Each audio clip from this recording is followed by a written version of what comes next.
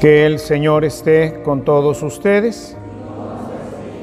Anuncio de la buena noticia de nuestro Señor Jesucristo, escrita por San Juan. Gloria a ti, Señor.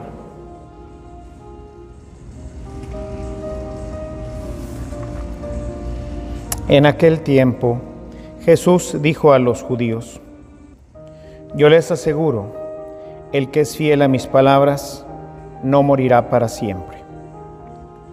Los judíos le dijeron: Ahora ya no nos cabe duda de que estás endemoniado, porque Abraham murió, y los profetas también murieron, y tú dices: El que es fiel a mis palabras no morirá para siempre. ¿Acaso eres tú más que nuestro padre Abraham, el cual murió? Los profetas también murieron. ¿Quién pretendes ser tú? Contestó Jesús: Si yo me glorificara a mí mismo, mi gloria no valdría nada. El que me glorifica es mi Padre, aquel de quien ustedes dicen es nuestro Dios, aunque no lo conocen. Yo en cambio sí lo conozco, y si dijera que no lo conozco sería tan mentiroso como ustedes. Pero yo lo conozco, y soy fiel a su palabra. Abraham, el padre de ustedes, se regocijaba con el pensamiento de verme. Me vio y se alegró por ello. Los judíos le replicaron: ¿No tienes ni 50 años y has visto a Abraham? Le respondió Jesús: Yo les aseguro que desde antes que naciera Abraham, yo soy. Entonces recogieron piedras para arrojárselas, pero Jesús se ocultó y salió del templo. Palabra del Señor.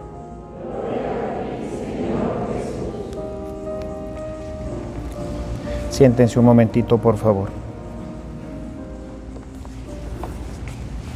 Continuamos leyendo este tremendo capítulo 8 de San Juan, un texto místico, teológico, en fin, una presentación completa de su persona y del Padre.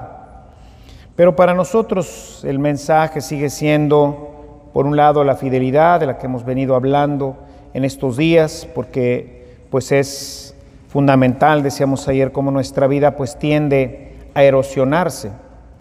Hoy quisiera resaltar sobre todo el tema de ser fiel a las palabras del Señor. El tema de la palabra es fundamental en nuestra vida, porque es la instrucción, ahí es en donde está el camino. O sea, la palabra es el camino, la verdad y la vida, identificándose Jesús con esa palabra. Por eso es fundamental que el católico particularmente regrese a la Sagrada Escritura. Hemos construido muchas de nuestra vida y muchas de nuestras prácticas religiosas en tradiciones, en costumbre, que viene ciertamente de la enseñanza de la palabra, pero que poco a poco va quedando pues al margen de la enseñanza de Jesús. Es muy importante que tengamos tiempo también, no solamente para la oración, que es la que hemos venido pues puntualizando durante estos días, sino también para la palabra. La semana próxima recorreremos con Jesús este camino hacia la gloria. Un camino que nos muestra cómo la palabra se hace vida. Una palabra que pues no fue muy grata para Jesús. Estaba profetizado, dirá más adelante Jesús a los discípulos de Emaús, recordarán ustedes que les fue explicando cómo, empezando por Moisés y pasando por todos los profetas, pues les fue explicando que esta era la forma como tenía que ocurrir, que este era el camino del Mesías, que no era un Mesías triunfal, sino que la palabra lo decía, ahí estaba, pero no la conocían, no la habían profundizado. Y esta no profundización nos hace quedarnos quizás como a ellos, pues en la superficie, o sea, nomás vemos lo bonito, lo que nos gustaría, va a venir el Mesías, y tenían una idea mesiánica pues equivocada.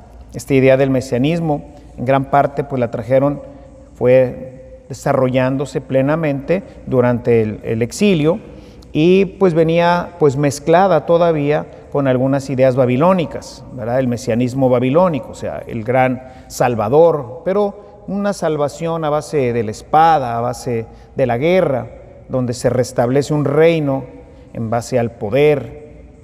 Y Jesús habla así de un mesianismo, de un rescate, de una nueva vida, pero que está basada no en la espada, sino en una transformación interna del corazón.